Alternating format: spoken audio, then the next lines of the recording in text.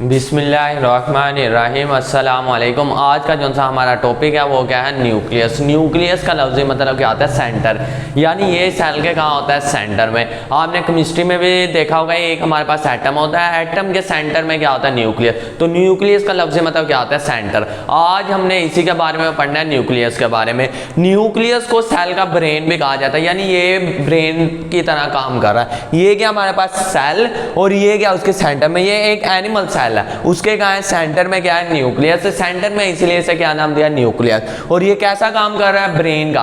Brain का क्या काम होता है, पूरी बॉडी के फंक्शन, तमाम फंक्शन को क्या करना, कंट्रोल करना। तो इससे हमें ये भी पता चला ये पूरे सेल को क्या करेगा, कंट्रोल करेगा। तो हम यही देखते हैं सबसे पहले न्यूक्लियस। न्यूक्लियस का जो सा लफ्ज़ी मतलब है वो क्या हमारे पास, सेंटर।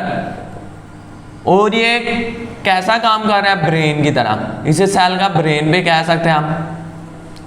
अब सेल की जितनी भी एक्टिविटी, जितने भी उसके काम है, वो कौन कंट्रोल करेगा, न्यूक्लियस करेगा। सेल्स एक्टिविटी, सेल की जितनी भी एक्टिविटी यानी काम है, लाइक जैसा कि मेटाबॉलिज्म।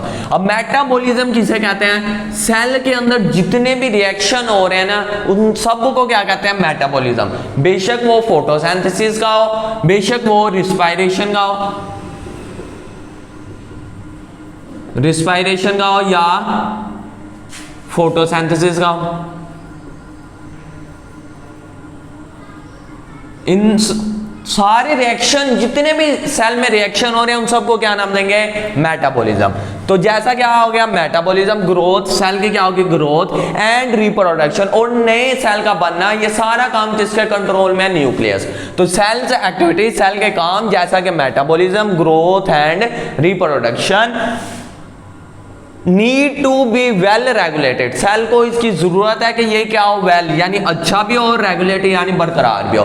सेल की तमाम एक्टिविटी, सेल एक्टिविटी कौन सी एक्टिविटी, जैसा कि हमारे पास क्या हो गया, मेटाबॉलिज्म। मेटाबॉलिज्म होता है तमाम रिएक्शन। उसके बाद क्या हमारे पास, ग्रोथ, एंड ग्रोथ का मतलब साइज में इंक्रीज होना। रिप्रोडक्शन यानी मजीद वैसे सेल बनाना। इन तमाम एक्टिविटीज, ये तमाम काम की सेल को जरूरत होती है, ये अच्छे भी हो और बाकायदगी यानी रेगुलर भी हो। तो ये जो सा सारा काम, एक्टिविटी, ये कौन करता है, तो आगे इसीलिए लिख रहा है इन यूकैरियोटिक सेल। कौन से सेल में, यूकैरियोटिक सेल। यूकैरियोटिक सेल उसे कहते हैं जिसमें क्या हो, न्यूक्लियस हो। यू का मतलब क्या होता है, ट्रू, कैरियोटिक का लफ्ज लिख रहा है कैरियो से, जिसका मतलब क्या होता है, न्यूक्लियस। तो ये सिर्फ यूकैरियोटिक की बात करेगा, क्योंकि प्रोकैरियोट्स में जो है ना, न्यूक्लियस तो होगा नहीं। तो इसीलिए क्या कह रहा है, in eukaryotic cell this role, ये किरदार यानी ये काम is served by the nucleus. ये जो सा काम है, कौन सा काम, एक्टिविटीज वाला, ये कौन करेगा, न्यूक्लियस करेगा। तो ये तमाम एक्टिविटी जितनी भी सेल में हो रही है, ये कौन कर रहा है, न्यूक्लियस। तो हमें इससे पता चला ये किसका काम कर रहा है, ब्रेन का भी काम कर रहा है। हमारी बॉडी में जितनी भी एक्टिविटी, जितना भी काम है, ये कौन कर रहा है, ये ब्रेन कंट्रोल कर रहा है। तो इसी तरह न्यूक्लियस में ये तमाम एक्टिविटी, तमाम काम कौन कंट्रोल कर रहा है, न्यूक्लियस कर रहा है। तो आगे ये पूरे सेल को क्या कर रहा है, कंट्रोल कर रहा है, इसलिए इसे कंट्रोल सेंटर भी कहेंगे।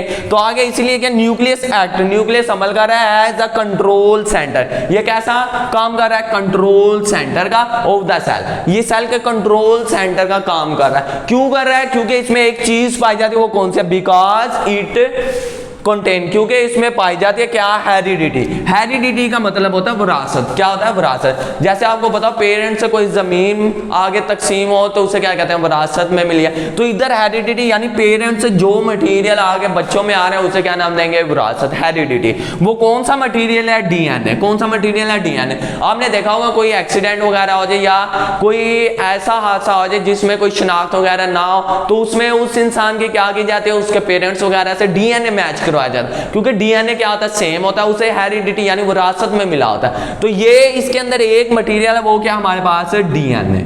तो इसके अंदर हेरिडिटी यानी विरासत वाला मटेरियल है, वो क्या है, डीएनए। तो ये जो सा डीएनए है, ये तमाम सेल के फंक्शन को क्या कर रहा है, कंट्रोल कर रहा है। ये होता किसके अंदर है, न्यूक्लियस के अंदर होता है। इसलिए न्यूक्लियस क्या काम कर रहा है, कंट्रोल सेंटर का। क्यों कर रहा है, क्योंकि इसके अंदर क्या है, डीएनए। तो डीएनए जो सा है, ये क्या कर रहा है, कंट्रोल सेंटर का काम कर रहा है। Nucleus act as a control centre. Nucleus कैसा काम कर रहा है, कंट्रोल सेंटर का। किसके कंट्रोल, सेल के कंट्रोल सेंटर का। बिकॉज क्योंकि इट कंटेन, इसमें पाया जाता है हेरिडिटी मटेरियल डीएनए। इसमें हेरिडिटी मटेरियल डीएनए पाया जाता है।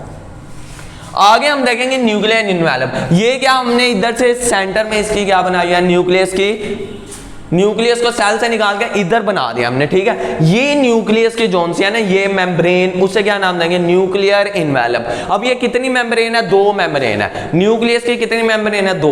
उन दोनों मेम्ब्रेन को क्या नाम देंगे, न्यूक्लियर इन्वेलप। इन्वेलप का मतलब क्या होता है, लिफाफा। लिफाफा ने अगर हम लिफाफे में कोई चीज डालेंगे वो उसे क्या कर लेता है, कवर कर लेता है। तो इधर जो सा न्यूक्लियस की मेम्ब्रेन ने अंदर वाले मटीरियल, जो भी इसके अंदर मटीरियल है, उससे क्या किया हुआ, कवर किया।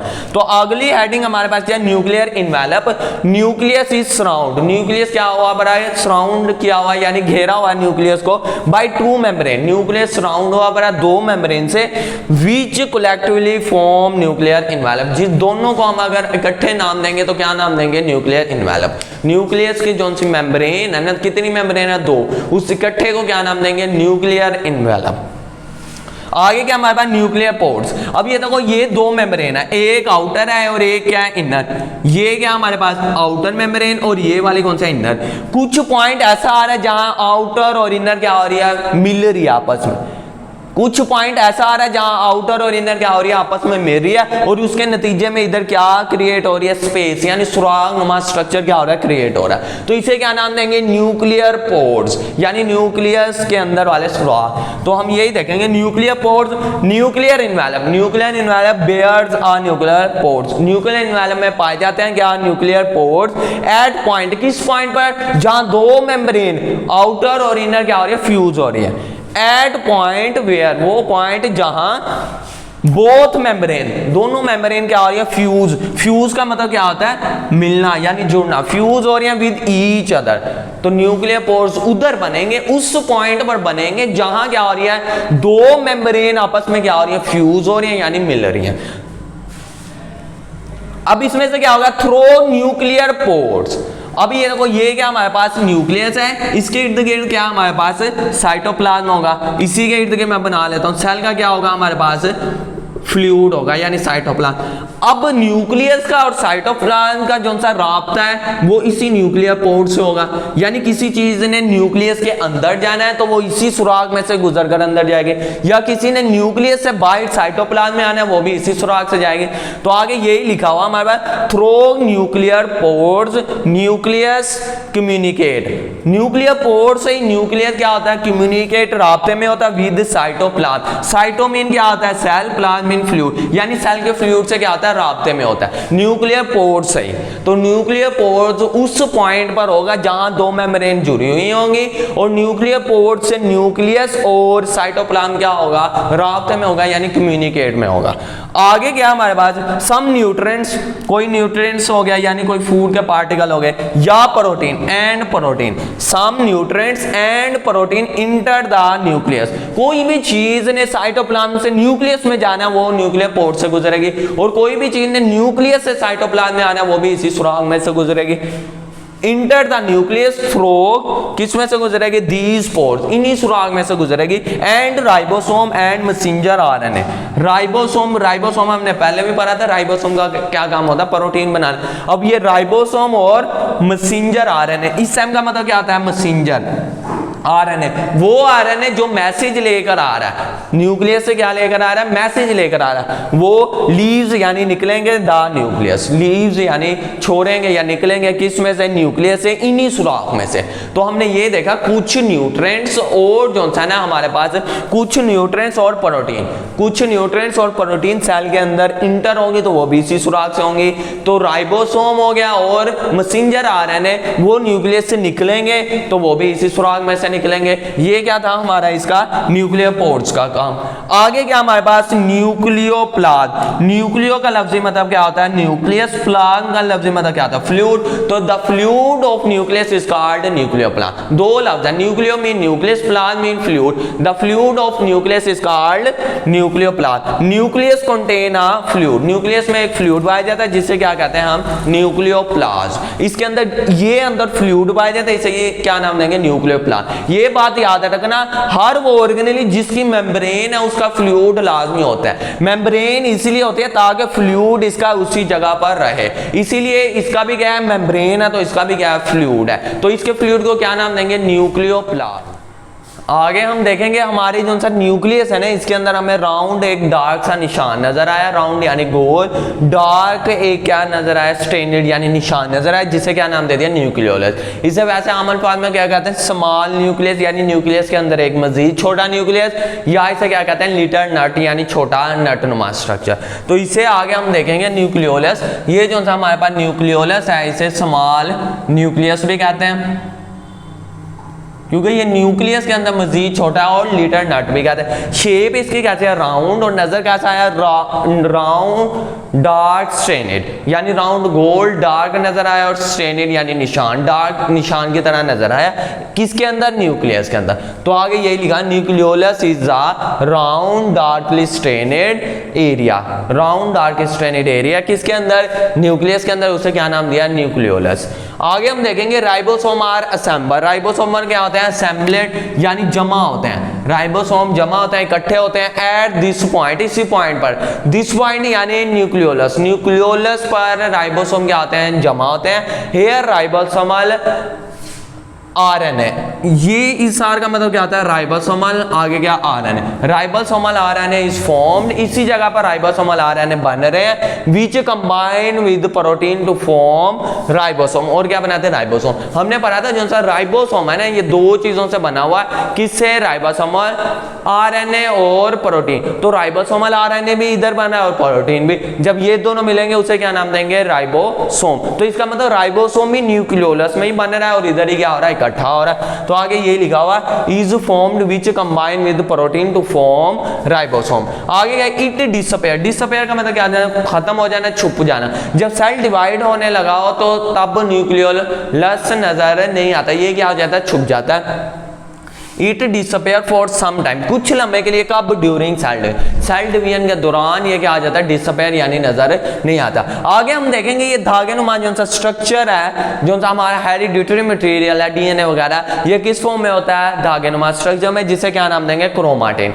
तो आगे लिखा हुआ है हमारे इधर, chromatin hereditary material, hereditary material यानी डीएनए वगैरह, इन द न्यूक्लियस, न्यूक्लियस में इज एक्चुअली आमतौर पर in the form of chromatin, किस फॉर्म में होता है, chromatin, hereditary material in the nucleus, nucleus में इज एक्चुअली असल में किस फॉर्म में होता है, in the form of chromatin, धागे नुमा स्ट्रक्चर में होता है। जो सा हमारे पास डीएनए है ना, हेरिडिटरी मटेरियल किस फॉर्म में होता है, धागे नुमा फॉर्म में। तो आगे देखेंगे हम, क्रोमाटिन कंसिस्ट, क्रोमाटिन मुश्तमिल होता है डीएनए फाइबर, डीएनए के धागे क्वाइलिट जो लिपटे हुए हैं on histone protein. Histone protein हमारे पास एक गोल प्रोटीन है, इसके ऊपर धागा एक लिपटा हुआ, वो भी धागा किसका, डीएनए फाइबर का।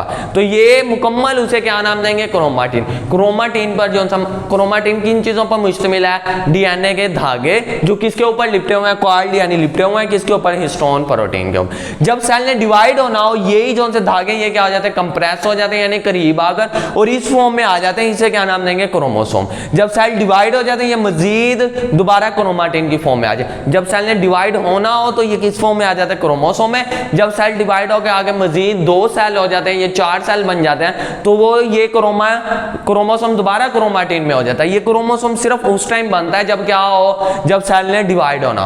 तो आगे ये लिखा क्रोमोसोम, क्रोमोसोम 2 लफ्ज से निकला है। क्रोमो का मतलब क्या होता है, कलर, सोम मीन बॉडी यानी कलर वाली बॉडी। इसका ये मतलब नहीं क्रोमोसोम का अपना कलर है। जब क्या करते हैं हम इसके ऊपर, सेल के ऊपर कोई ड्रॉप्स यानी कलर का ड्रॉप्स डालते हैं, स्टेनिंग करते हैं। स्टेनिंग का मतलब ये होता है सेल के ऊपर क्या डालना है, कलर का ड्रॉप। तो जो सा ये क्रोमोसोम है, इसके ऊपर सबसे ज्यादा क्या आता है, कलर आता है। बाकी एरिया में इतना कलर नहीं आता, इसीलिए इसे क्या नाम दे दिया, क्रोमोसोम। इसका वैसे अपना कोई कलर नहीं है, क्योंकि इसके ऊपर हम स्टेनिंग जब करते हैं, स्टेनिंग का यही मतलब होता है सेल के ऊपर क्या डालते हैं, कोई कलर का ड्रॉप डालते हैं। तो जो सा ज्यादा कलर किस एरिया में आता है, क्रोमोसोम, इसीलिए इसे क्या नाम दे दिया, क्रोमोसोम। ड्यूरिंग सेल डिवीजन के दौरान क्रोमाटिन फाइबर, क्रोमाटिन का फाइबर क्या आ जाता है, कंडेंस। कंडेंस का मतलब क्या होता है, कंप्रेस हो जाना, यानी करीब करीब आकर मिल जाना, कंप्रेस हो जाना। इनटू किस फॉर्म में हो जाता है, more tightly coiled thread. Tightly coiled यानी लिपटी हुई, थ्रेड यानी धागे। ये कंप्रेस हो जाता है किस शेप में, टाइटली, और कौन सी हमारे पास लिपटे हुए धागे में। टाइटली लिपटे हुए धागे में क्या हो गया, कंडेंस हो गए, जिसे क्या नाम दिया, क्रोमोसोम।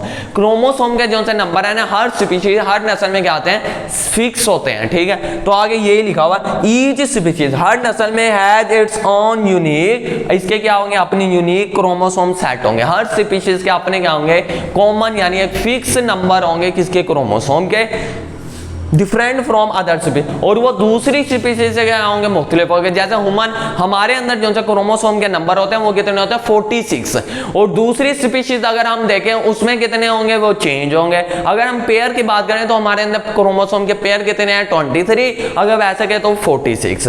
तो दूसरी स्पीशीज में ये क्या होंगे, मुख्तलिफ होंगे। अगर हम में से किसी में ये नंबर और क्रोमोसोम कम ज्यादा हो जाते हैं या इसमें चेंजिंग आ जाए तो उस भी इंसान को क्या हो जाएंगे, मुख्तलिफ बीमारियां लग जाती हैं। तो इसीलिए ये सेट जो होता है ना क्रोमोसोम का, ये फिक्स होना लाजमी है। तो इसीलिए लिखा each species, her species had it's on, अपने क्या होता है, unique chromosomal set. Chromosomal set यानी क्रोमोसोम के number different from other species, दूसरी स्पीशीज के निस्बत। ये था आज का हमारा टॉपिक। इंशाल्लाह आप नेक्स्ट लेक्चर में मिलेंगे।